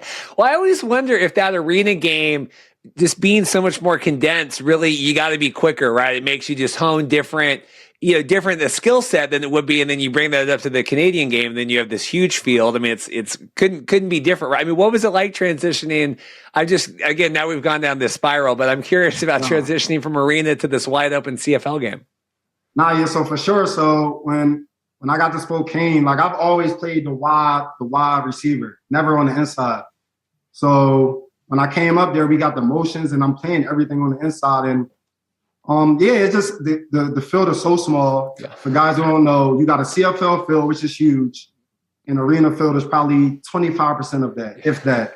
You literally playing in like a hockey arena. So you really gotta be quick with your moves. You gotta be fast. You gotta be decisive with your moves. And learning, playing arena and learning the waggle, learning how to use the waggle. You know what I mean? Not just running, but actually trying to set guys up with the waggle. And really learning. And I felt like I was dominating at that point. I only played 1 year, but I felt like I was doing, like, really got a hang of it. So when I came up here, we had the waggle already. So that was the one thing that I had over other guys. I already knew how to waggle. I knew how to set it up. And I always hit the waggle fast. I was never one of those guys who just jogging. I'm hitting the line. So by the time I hit the line, I'm like 5 yards. By the time the ball snaps. So I think coming here, definitely it was like when you run an arena, you run a route and then you're done. But you're got to keep running the CFL. So I think arena definitely helped me with the short game. I was able to play slide here, make different moves on guys in the inside, and be able to stretch the field with my long legs whenever it get open. So I definitely think playing arena helped me get ahead of the game and the learning curve when I got to the CFL. No, it's interesting. I always, in my own, I do, my own business and wedding videos and stuff, but it's always curious, like just the path everyone goes through and the different skill sets they pick up along the way, right? And you are, very different player, just from the time and the various places you've been to. I'm curious, as someone that's been in the CFL so long, right, and accomplished so much, I mean, goals for this season, what are you coming into 2022 looking for? Really my goal every year is to stay healthy. I just want to be on the field, you know what I mean? Like every play, every down, every game, I want to be there for my guys. I want to be there for me. I want to see what I could do in the full season. So I know those things like that, you really can't, you can only do so much to take care of your body and things like that happen. But really just try to come in here and just show my worth again. Always prove myself. You know what I mean? When you coming in as a young guy, you got to prove yourself that you belong. And I feel like now as an older guy, I got to prove that I can still run with the young guys. I'm still could jump over them, still run past them, still do all the stuff I could do at this age. So I'm excited about that. Definitely Grey Cup. You know what I mean? Coming towards the end, I got maybe a few more years left. I definitely want to get back to that thing, get another couple rings on the finger.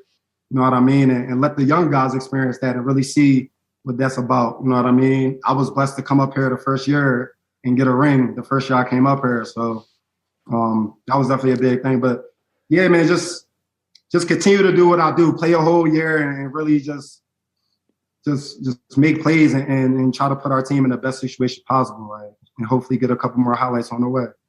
You talked, especially when you were in Spokane and the arena leagues, interacting with the fans, right? A lot of that passion. That's certainly something, right, with the CFL as well, right? Being able to really interact with the players, online and the stand. I mean, this last year, obviously a little different with everything, but is that something you enjoy? I mean, do you enjoy interacting with? I mean, Calgary has such a passionate fan base behind them.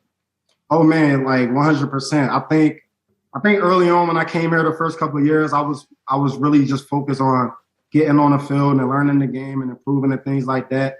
I think now that I've been here for a minute, this will be my 9th season with the Stampeders. Really focus on just getting out there, meeting people, meeting fans, bringing the excitement and the joy of Calgary football. I plan on doing some camps around the city. Last year I was coaching some youth football, 7-on-7, stuff like that. So really just getting the city excited about football. I know during COVID, when the season was canceled, my whole mindset was I don't want football to just be out of everybody's mind in the city. So that's why I was out so much, really just doing my part as far as keeping football prevalent in the city. So I'm going to continue to do that through this off season, try to do some camps in the other little outskirts. I think that's one of the things that I've noticed being here. Like we try to find a way to always get in the city and Calgary city limits, but it's those outer towns where that might be an hour away, 30 minutes away, 2 hours away. That don't really get no love from us, from the Stampeders. So I plan to go out there and rubbing shoulders with them, meeting the kids and all that stuff like that, and letting them know that the Stampeders support those cities too. So. Last question for me, off season here, we're getting ready. You came home from a workout. What else do you do? I mean, the fans that listen to us love the guys, that play in the league. I mean, what are you doing to stay busy when you're not, obviously preparing for the season? Yeah, for sure. So I got a merch line, the KJ brand that I released last year during the COVID. Definitely about to add more to it. Go on kjbrand.com, go and grab some stuff. But I'm doing a little more of that. I'm kind of selling it around the city and online and things like that. Training with my guys, also trying to train and help with the 7-on-7.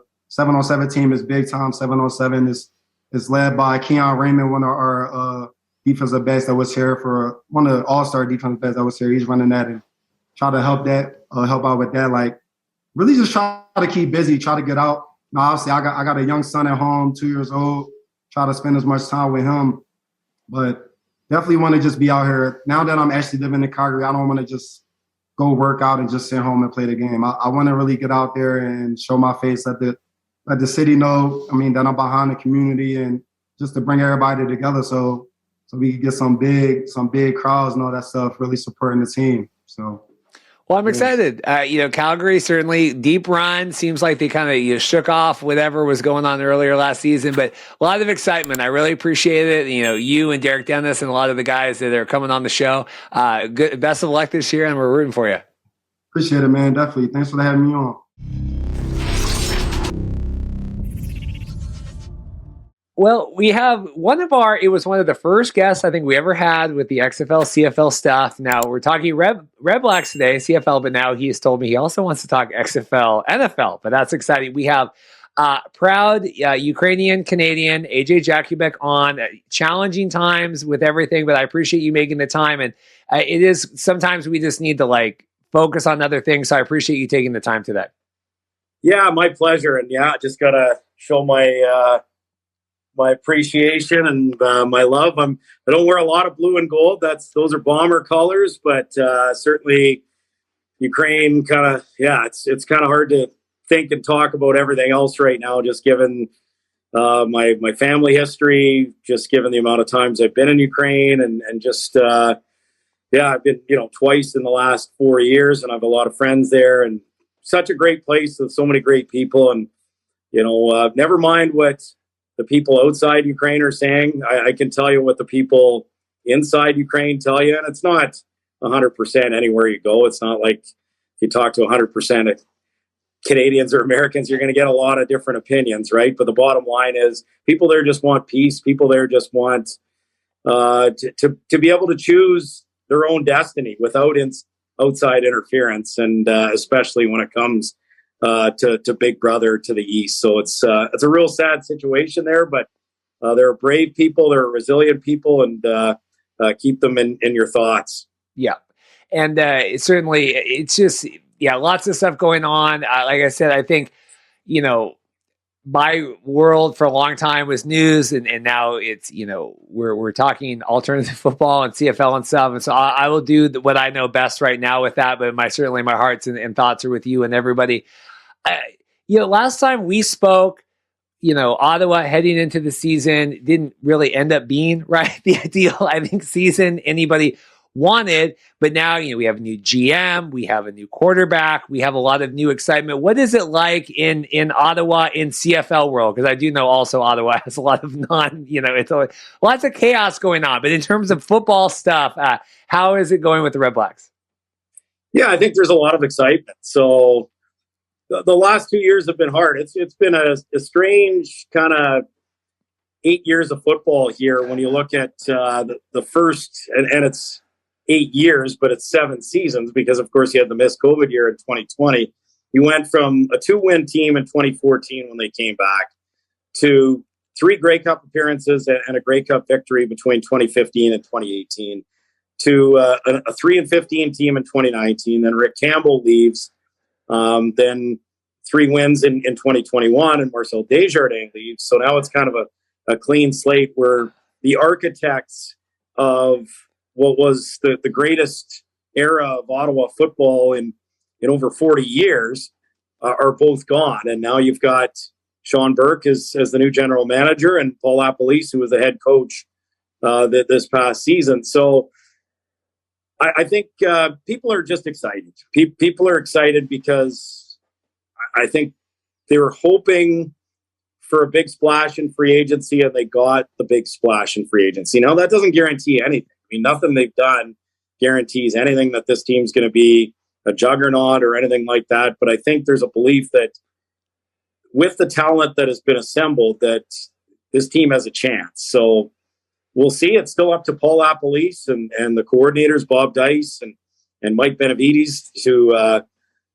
get these guys on the same page and to play hard. I look at the East, and I think it's wide open, 1 through 4. I think you've got 4 teams that are all capable of finishing first, or of at least representing the East in the Grey Cup, and that's an exciting time. So, but from an Ottawa perspective, after a couple of lean seasons, looks like just what the doctor ordered, but let's see how it looks once we see them on the field in the spring.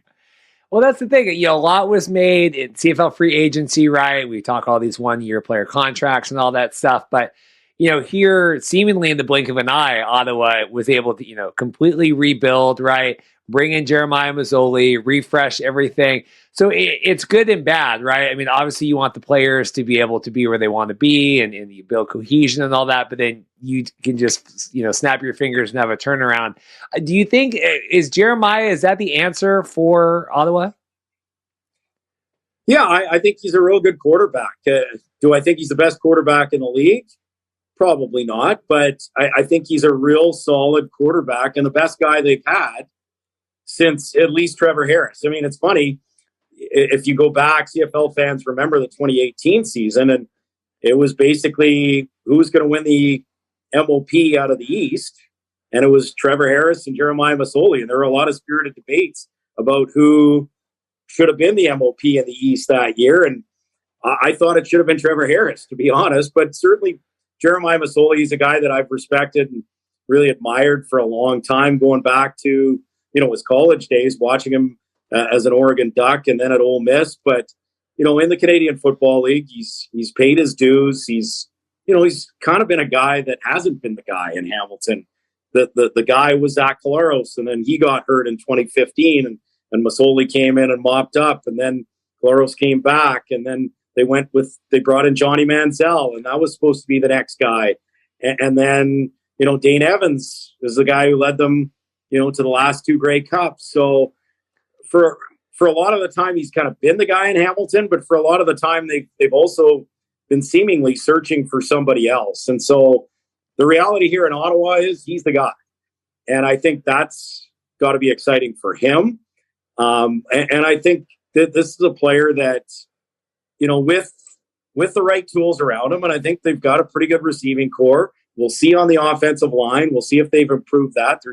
They've upgraded in a couple of areas. They've also lost a couple of good offensive linemen in Mark Cordy and Nolan McMillan. So I guess that would be my biggest concern on offense going into the season, because I think they've, solved a lot of their other issues. But yeah, I think the bottom line is, since Trevor Harris left in 2018, and quarterback was never a problem those first 5 years with Henry Burris, and then they brought in Trevor Harris, and it was a pretty seamless transition. But then Trevor Harris leaves, and it was Dominique Davis, and it was Jonathan Jennings, and it was Will Arndt, and they brought in Matt Nichols, and then that didn't work out, and went back to Dom Davis. And so they just haven't had a legitimate starting quarterback in the Canadian Football League. And to me, the exciting thing is it's just the slotting of it. I like Jeremiah Masoli, but I also like what they have behind him. I like Caleb Evans. I think Caleb Evans is probably, of all those quarterbacks I mentioned, Caleb Evans has probably given them as good a chance to win football games as any quarterback they've had since Trevor Harris. And Duck Hodges came in last year as well, as a guy with NFL experience, and started with the Pittsburgh Steelers. And, he's a guy that came in mid-season and was thrown into a tough spot, but you could see in terms of the skill set that, there's certainly a lot to like there as well. So I think with just the depth that they have, because you can't just expect to win in the CFL with one guy, but with that depth now, with the veteran Masoli, with Evans, Hodges, even a guy like Taron Christian, who saw limited action before suffering a long-term injury last year, I think that position looks to be one that has finally been solved for the first time since Trevor Harris's departure. The sentiment in our CFL News Hub writers was, kind of like Edmonton, right? Ottawa, coming off a couple rough seasons, they really had to basically just take a swing at whoever was, if there was a big name in free agency, they needed to go after it. They needed to prove, right, that, hey, we're trying to be competitive. Is that where you take it, or do you think that Masoli is a really good fit there, or just that, like, we need to get a big name, we need to show the fan base that we care? No, I don't think it was so. Like, they just needed to fix the offense, right? And the problems were everywhere on offense. They needed a more stabilizing presence. Like, I wouldn't have been devastated if Caleb Evans and Duck Hodges were 1 and 2 coming back, if they put good pieces around them based on what I saw last year. But in a best case scenario, let them learn another year, bring in a veteran guy, and let's see how this goes. So quarterback was one position, but they needed help everywhere. It started on the offensive line. You look back at the best Red Blacks team of all time, which to me isn't the 2016 Grey Cup team. It's the team that preceded them in 2015 that went 12-6 and ended up losing in a very spirited battle to Edmonton in the Grey Cup that year. That team had an offensive line, left to right, Sir Vincent Rogers, J. Michael Dean, John Gott, Nolan McMillan, Colin Kelly, that played every game. Like there was not one injury. And we talked to John Gott about this recently. He just retired, much like Sir Vincent Rogers. They both signed one-day contracts and retired as Red Blacks. And John says, look, there were games that we were banged up, but we were playing. That's just the way it was. It was something that was something that meant something, that streak. And so to have the same 5 guys start all 18 regular season games and the 2 in the playoffs, I mean, that was a difference maker. You look at this last year, and they had a new guy starting every week. I believe it was 10 different guys made their CFL debut on the offensive line. Like 10, not 5.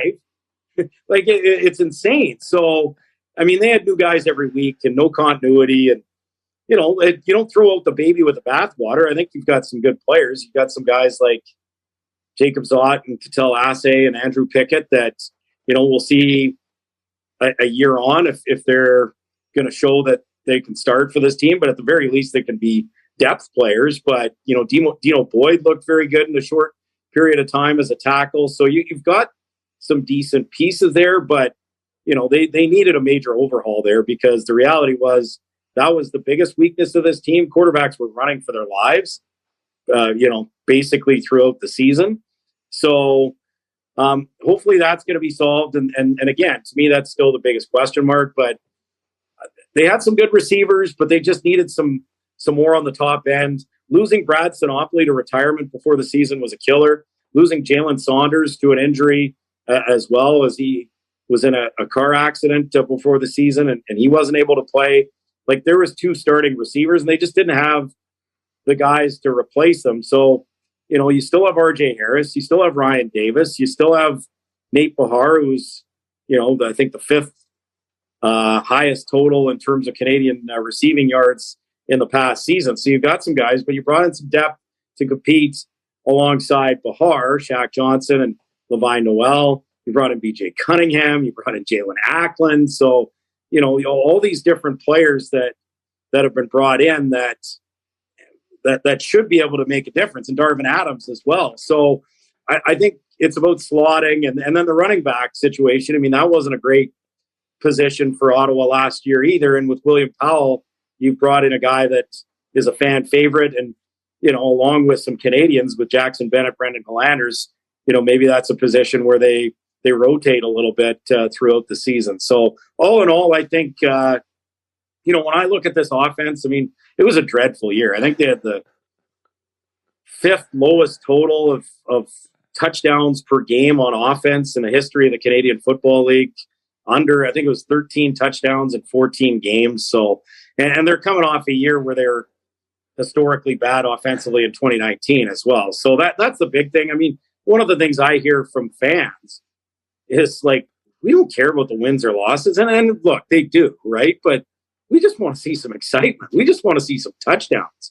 And so if you're coming to the game and you can't even string together first downs, that's where it really becomes painful for the fan base. And that's, I think, essentially what the fans were really hoping for, is that, big swing for the fences in terms of free agency. And they got that. Now it's up to Paul LaPolice and the coaching staff and the players to get it from paper where it looks good to the field where it, just because it looks good on paper doesn't mean it's going to look good once they get on the field. No, as a Seattle Kraken fan, I will tell you, as long as it's competitive, we can still lose. But yes, I definitely, you got to score some goals there. You got to make it feel like we're in it, even if we ultimately end up losing. Yeah, exactly. Seattle Kraken, man, good for you. I love the fact. By the way, I'm total aside here. I'm an Edmonton guy originally, so I spent a lot of time in the West. I lived in BC for 4 years, and I spent a lot of time in the Pacific Northwest. So as someone that is, I'm a Seattle Mariners and Washington Huskies fan, and spent a lot of time in Seattle, spent a lot of time in Spokane. I am thrilled to death that Seattle has a team, and now I just want to see. To me, they just need a natural rival with Portland now, like That'd they be had cool. in the Western Hockey League for years with the T-Birds and the Winterhawks. So that's all we need. And, complete aside, but I love the fact that Seattle has pro hockey. And you've instantly made a fan in my wife. You know, she'll be saying, "Go Dogs." I went to Gonzaga, so we don't have any of the cool. But you know, anyway, she'll be happy with Washington. And I have to say, like, I've never been to a Gonzaga game. I've actually been inside the kennel and looked around there in one of my many trips to Spokane. But like, as someone that, you know, I'm mid-40s, and so like I grew up in the 1980s with a 13-channel universe in Canada where we turn on the TV and we had CBS, ABC, and NBC. This is pre-Fox days, from Spokane. And so when Gonzaga made their first run in 1999, with Matt Santangelo and Dan Munson was the head coach, I was living in Trail, BC. I made my way to Seattle. They had already won their first round game, and I saw them beat the Tree and Stanford in a 10-2 matchup en route to eventually losing in the Elite Eight to the eventual national champions in UConn. So I do have a soft spot in my heart for the Zags, and all things Pacific Northwest, I'm good with that. Yeah, if this was a different podcast, I would tell you about how I almost got in a fight with Adam Morrison during my freshman year of college, moving into the dorms, and how Adam Morrison and I have old history. One more talk about Red Blacks, and I know you wanted to hit the NFL, XFL stuff before we go. You know, the rebuild on the field is great, right? But, you know, we have this like behind the R, all of this social media stuff going into it, you know, spearheaded by, the videography team over there and everybody else. You know, more than anything, to me, it just represents like trying new stuff, right? Like engaging people, creating content. I mean, what are your thoughts on that? And just seeing like, God, we could just, you know, anyone could do. It's like, I saw the one they did the ad, like they're sitting in the stands, right? And it's like, what are you doing? Like, I'm waiting for June. Well, it's only February. Like, yeah, I know, but I'm going to be, I mean, it's like stupid stuff, right? But like, that was a 20-second thing. What do you think of all this? I love it. I think it's fantastic. I think we need more of that in all the sports. I think we need more of that in particular in the Canadian Football League. And yeah, I'm a big fan of how they operate. And look, some people don't like to hear that because, you know, if a team wins 3 games, you want blood, you want scapegoats, right? And I'm just a big fan of how they operate there. And look, they've made mistakes, and we point them out when they make mistakes. But I think everything starts from the top, and I think just the vision of where things need to go for that franchise and for the league in general, I think fantastic. Number one, you need buy-in, and it starts with buy-in from the top, and that's Mark Gowdy and Adrian Sierra. You need buy-in from your football people. Football people can be notoriously paranoid. I don't think I need to tell anybody about that. Oh, we can't do this and show this because, oh my goodness, they might see a red circle somewhere and then they're going to figure out what the red circle is. And yeah, and I get it, right? I mean, football people, I think, are paranoid for a reason. All you have to do is see, you know, Bill Belichick, Spygate, all that kind of stuff, right? So I understand that part of it. But to have buy-in from your football people, Sean Burke's someone that worked in community relations. He gets it. Paul Lapalisse has worked in media. He gets it, right? So, and then you've got someone like Josh O'Connor, who's done tremendous work, you know, in a number of different sports, MMA, and to get him as part of the staff and producing the type of content that he's producing, I think it's awesome. And I haven't heard a bad word from anybody about it. So that's, in this polarized world, I think that goes to show exactly what kind of job they're doing. And yeah, I would love to see more of this type of stuff around the CFL for sure. I agree with that. Like, not a negative word, like literally at all. Like, I mean, very few things in this life can get universal praise, right? And having any sort of like fun, unique, cool marketing spin on the CFL, I think you can't lose with that. Before we go, so we had the big, XFL NFL partnership this week. I saw the quote, right? Like, Randy Ambrosie's biggest legacy will be his failure to, whatever with the XFL, right? Because, you've seen all these takes. I'm sure you've seen everything too. What do you think of all this stuff before I let you go? Yeah, I worry that they might have missed the boat. That's my... I was one of the few that actually was okay with what they were doing in terms of conversations and where things were headed. And look, I just want what's best for the Canadian Football League. And if they can make this work with 9 teams for 50 years when I'm long gone and people are still watching football, and if people are still interested in the Canadian Football League in that format, then great. Then I'm thrilled with that. I just love football. I don't care if it's 3-down football or 4-down football or whatever. I love certain parts about the U.S. game, whether it's college or the NFL, and I love certain parts about the Canadian game. I mean, there's certain things about the Canadian game, like the clock, especially the last 3 minutes of a game, the return rules, the motion. There's some amazing things with the Canadian game that I would never want to see go. And I don't want to see Canadian content go by the wayside either. I think we've got more quality Canadians than ever, but I don't think you needed to go down that road.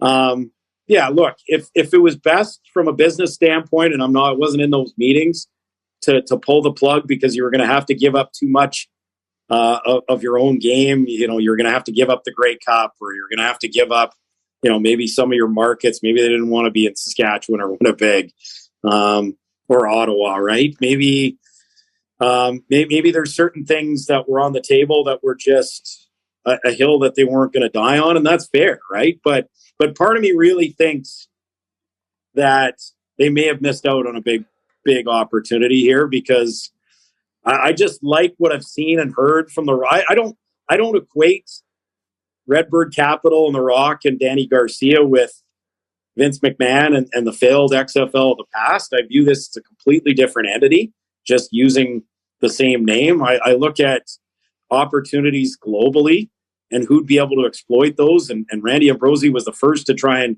get on that. And now I kind of feel like that's probably something that's going to be used by the XFL to their benefits. I look at the Mexican market. I look at San Diego and St. Louis and Oakland and San Antonio and all the great markets that I think can support professional football in the U.S., not to mention Portland, amongst others, right? Speaking of the Pacific Northwest. So, yeah, I mean, I'm a little torn. I love my 9-team CFL. I love my tradition, love my 3 downs and Devontae Dedmon returning kicks for touchdowns, just like when I grew up watching Gizmo Williams do the same thing at Edmonton. But I just want to ensure that in 25 years and 50 years that people in Edmonton and Ottawa and across the country still have the chance to watch high-level professional football. So we'll see. They've got a lot of work to do to make some inroads, because the numbers keep skewing more and more towards fans watching the NFL instead of the CFL in this country. I watch both. I love both. I just love football. But, yeah, I am concerned about the future of the league, and certainly fascinated to see where this partnership between the XFL and the NFL is going to go. One has to wonder, and I am surprised that this is a good take. I'm glad that we talked about this. I will be really curious to know, and I've already said this, like in 2030, because I'm a videographer, I'm going to do the like 30 for 30 on the XFL CFL talks. Like I'll crowdfund that. We'll do that like in 2030, right? And you'll be part, we'll get everybody back and we'll talk about it. I am curious because, NFL, XFL, it's like, okay, the XFL can maintain their autocracy or their independence or whatever, right? Work with the NFL. Like, did they scale back from what they wanted to do with the CFL, right? We don't know, right? But did they come in there and want something that fell apart? So then they're like, well, maybe we'll work with the NFL with something scaled back, or like, was that on the table with the CFL? I mean, we'll never know, but I don't know like what came first in that equation, because this is a very different partnership than what I think partnership would have been with the CFL. Yeah, and I'm curious to see that as well, just to see where it goes. I'm curious to see what kind of markets they're going to be in. And then you've got the USFL and what they're doing here. And I think that's probably going to be on a smaller scale. But yeah, there's going to be, and look, I'll say this, I'm not worried about competition for players because I watch college football. I know how many good players are in college football. There's way more college football programs than NFL. And so there's a lot of good football players that when they're done and they miss out on a chance to play in the NFL, I think there's more than enough players. As someone that watches a lot of soccer, a lot of basketball, a lot of hockey, I follow the European leagues in basketball and hockey. I follow, a million different leagues in soccer. There's a million different players. Yeah. And guess what? The caliber is great. If you're watching EuroLeague basketball or, Swedish league hockey or whatever, Colombian soccer league. So there's not going to be a problem with talent. I have no issue with that. But I'm just curious to see where this is going to go because it fascinates me. And obviously the amount of players that it takes to fill a roster, I think is a big part of it. But it just fascinates me that, we've got all these professional teams and all these different leagues around the world. And here's football that is absolute king in the United States and very popular throughout North America. And somehow we've only got 41 professional teams, right? So it always didn't make sense to me that we couldn't double that or have, some sort of bigger presence globally and within the United States. And maybe this is the time that it's finally going to happen, but it has to be done properly. What is properly? I don't know. That's a tough balance. No one's been able to find that right formula. I think the one thing that has to be a hard no, and I'm encouraged by what the XFL has done in this, is just the fact that you don't want to be, like, I don't mind being a kind of a development league, but you don't want to lose players mid-season, right? Like the one reason NCAA works in basketball and football is because, like, it's not like in the middle of the Big Ten tournament, Michigan State loses their starting point guard to go play for Cleveland to end the regular season, right? That just doesn't happen. And so, and that's one thing that's sacred with the Canadian Football League, that, guys get opportunities. Yeah, I'm excited to see Devontae Dedmon playing on Sundays and Brandon Dandridge and all the great Canadian Football League players to get that opportunity. But I don't want to see it happen in the middle of the season, right? And that's where the fine line between development league and look, if you're playing solely in the spring like the XFL is planning to do, then that's probably not a problem. But for the CFL, which starts in the spring and ends in the fall and does go head to head a little bit with the NFL, that's something that to me is always going to be a bit of a non-starter. Otherwise, it really starts to have that stench of minor league. Exactly. No, and I think it'll be, I think they're set up. It's tough, CFL schedule and trying to incorporate within, it's a lot of overlap on either side. You're overlapping with XFL on one side, NFL on the other. AJ, I'm glad that we could get you back on the show. It's been too long. I'm glad, we have hype for Ottawa. We have hype for everything else. So I really want to appreciate your time today with everything going on. Yeah, I appreciate you having me on. Always a pleasure. And Slava Ukraina. Yeah. Oh, thank you again, AJ. I really appreciate it and hopping on. Your time means a lot. Cheers. Anytime. Thanks, man. Well, thanks again, everyone. I want to thank all of our guests, Dave Naylor, Matt Mengel, Derrick Jones, too many to remember, Jay Nokes, Kamar Jorden, and AJ Jakubec. Really, hearts and prayers go out to AJ, everybody in Ukraine, that whole situation. If you've made it this far in the show, remember, like and subscribe. All the content that we have coming out, USFL, XFL, CFL content. And one final plug, we have the big Birmingham live show coming up April 16th. We're going to be going live there, so you can check out, Twitter and Facebook and stuff for more information on that. We'll be going live before the kickoff, 2 to 4 p.m. local time from the Southern Kitchen Bar and Grill. If that's something you're interested in, please make sure to subscribe and turn on all the notifications so that we can have all that information coming your way again. This has been another episode of the Markcast. Thanks for checking it out. Bye.